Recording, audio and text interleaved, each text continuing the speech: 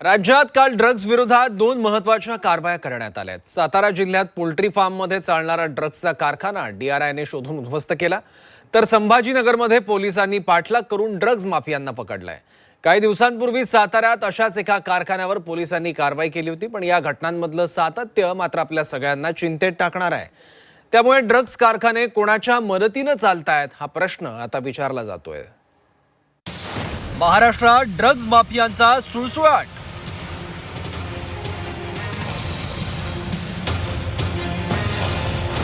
डोंगराळ भागात चक्क ड्रग्जचे कारखाने।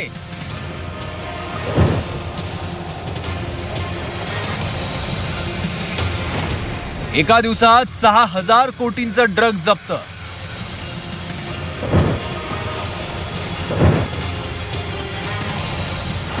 ड्रग्ज माफियांमागे कोणाचा हात?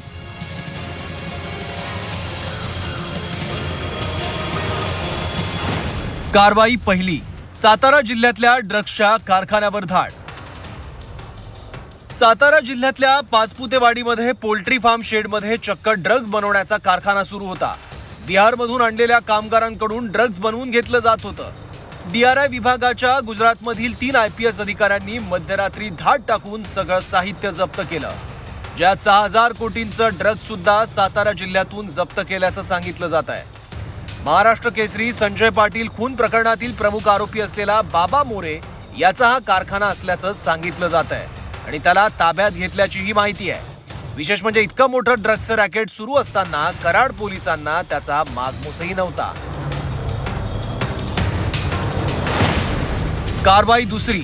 ड्रग्ज तस्करांचा पाठलाग करत मुसक्या आवळल्या। छत्रपती संभाजीनगरमध्ये अंमली पदार्थांची तस्करी करणाऱ्या लातूरच्या टोळीला पकडण्याचा थरार बराच वेळ रस्त्यावर रंगला। तब्बल 10 किलोमीटर अंतरापर्यंत पोलिसांनी जीव धोक्यात घालून या टोळीचा पाठलाग केला।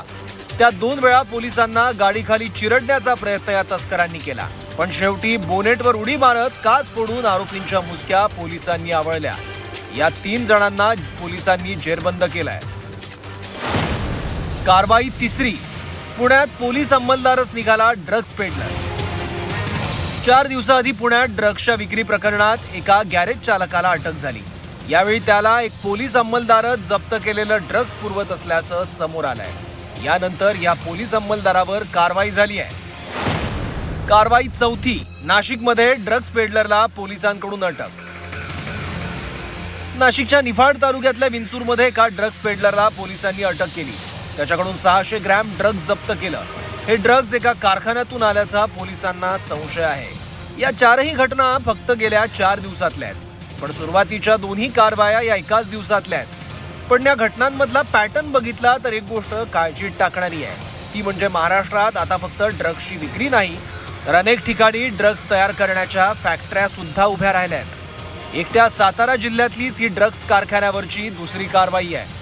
यापूर्वी 13 डिसेंबर 2025 रोजी मुंबई पोलिसांनी सावरी गावात छापेमारी करत ड्रग्ज जप्त केलं होतं। सातारा जिल्ह्यातल्या या दोन्ही घटनांमुळे आता आरोप प्रत्यारोप सुरू झाले आहेत। ड्रग्ज मधून आलेला पैसा राजकारणात वापरला जात असल्याचा आरोप राऊतांनी केला। ड्रग्ज का सापडत आहे हा प्रश्न वारंवार उपस्थित झाला। आज आमच्या उपनेत्या शिवसेनेच्या सुषमा अंधारे यांनी पण तो प्रश्न उपस्थित केलेला आहे। साताऱ्यामध्ये शेकडो कोटीचं, हजारो कोटीचं ड्रग्ज सातत्यानं सापडत आहे आणि महाराष्ट्राच्या निवडणुकामध्ये ड्रग्जचा पैसा खेळवला जातो। आता याचे सूत्रधार कोण? साताऱ्यातले हे तुम्ही शोधलं पाहिजे, ते पोलिसांनी शोधलं पाहिजे। मुंबईचे पोलीस जातात आणि पहिली कारवाई करतात, गुजरातचे पोलीस येतात आणि दुसरी कारवाई करतात, बरोबर आहे। सातारचे पोलीस जे आहेत, सातारचं पोलीस दल जे आहे ते काय झोपा काढते का? ड्रग्ज मुक्त महाराष्ट्र करण्यासाठी विरोधी पक्ष आणि सत्ताधारी आमचे सगळे राजकीय मतभेद बाजूला ठेवून आम्ही ताकदीने महाराष्ट्राच्या हितासाठी एक येण्यासाठी ड्रग्जच्या विरोधात, पण त्या बाबतीत त्यांनी कठोर न कठोर हे निर्णय घेऊन ॲक्शन घेतलीच पाहिजे, ही आमची आणि एक फक्त राजकीय काम करते म्हणून नाही, पण एक आई म्हणून, एक जबाबदार नागरिक म्हणून माझी हात जोडून महाराष्ट्राच्या माननीय मुख्यमंत्र्यांना विनंती आहे की ड्रग्ज मुक्त महाराष्ट्र हा झालाच पाहिजे आणि ड्रग्जमध्ये असंही कोणीतरी सापडलं तर कुणालाही माफी नाही। एकीकडे सुप्रिया सुळेंनी महाराष्ट्राला ड्रग्ज मुक्त करण्याची मागणी केली आहे, तर दुसरीकडे राऊतांनी साताऱ्याकडे बोट दाखवत तर ड्रग्ज रॅकेट विरोधात वेगानं कारवाई सुरू आहे आणि सरकार याच्या मुळाशी कोण आहे याचा शोध घेत आहे, असं सत्ताधाऱ्यांनी म्हटलंय. आणि जे कोणी ह्याचे मूळ सूत्रधार आहेत त्यांच्यावर नक्की सातारा पोलिसांमार्फत कडक कारवाई केली जाईल. जोपर्यंत ही तपास चालू आहे तोपर्यंत त्याच्यावर मी अधिक भाष्य करणार नाही, कारण त्याचा तपासावर परिणाम होऊ नये. मूळ ज्याच्यात जे ह्याचे मूळ सूत्रधार आहेत ते ह्यातनं सुटू नयेत म्हणून आम्ही खबरदारी पोलिसांनी घेतलेली आहे. पोलीस आमचे सातारा जिल्ह्याचे सतर्कपणे आणि अत्यंत बारकाईनं या तपासामध्ये आहेत आणि त्यांनी मला सांगितलंय की लवकरच याच्या खोलावर आम्ही जाऊ. काय संदर्भ दाखवा ना, मला उगाच काय संजय राऊत किंवा कोण बोलतं ना बाबा. आता काय मला सांगा, कुठल्या आरोपीचं कुठल्या राजकीय पक्षाशी काय कनेक्शन असलं तर सांगा ना मला. कुठं त्यांनी दिलेला पैसा कुठल्या उमेदवारानं वापरला, त्याचा संदर्भ कुठेतरी राजकीय पक्षांशी जोडायचा, त्याचा निधी कुठेतरी राजकीय पक्षांनी वापरलेला, तुम्ही संदर्भ द्या ना म्हणा. तंबाखू मुक्तीचा असेल, व्यसनमुक्तीचा असेल, या सगळ्यावर शासन खूप मोठं काम करते. त्याचाच भाग म्हणून आपण बघितलं असेल की अशा मोठ्या मोठ्या कारवाया होत आहेत. खास करून आज साताऱ्यात झालेली कारवाई त्याचं प्रतीक आहे. भविष्यामध्ये या सगळ्यांच्याकडून जे बेकायदेशीर तंबाखू विक्री असेल किंवा ड्रग्जचा विषय असेल त्याच्यावर खूप कडक कारवाई या निमित्तानं करण्याचं धोरण शासनाचं आहे. त्या अनुषंगानं कारवाई होते आणि अशा सगळ्या बेकायदेशीर कृत्यांना आळा बसला पाहिजे. त्यासाठी शासनानं आणि खास करून संबंधित व्यवस्थेनं पोलीस यंत्रणेनं खूप ताकदीनं काम करावं लागेल. सरकारमधले मंत्री ड्रग्ज रॅकेटच्या मुळाशी जाऊ म्हणतायत. दुसरीकडे गेल्या काही दिवसात कारवायांचं सत्रही वाढलंय. पण मुद्दा हा आहे की सातारा जिल्ह्यात ड्रग्जच्या फॅक्टरी उभ्या राहत असतील तर त्यांच्या मागे नेमकं आहे कोण?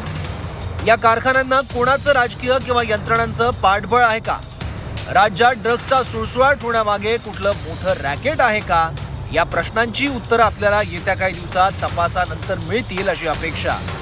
कारण ड्रग्ज महाराष्ट्रातली तरुण पिढी नाचवण्याचं काम करतंय, ज्यामुळे आपलं भविष्य धोक्यात सापडू शकतं. त्यामुळे ड्रग्जची विषवल्ली फोफावायच्या आतच नष्ट करणं गरजेचं आहे.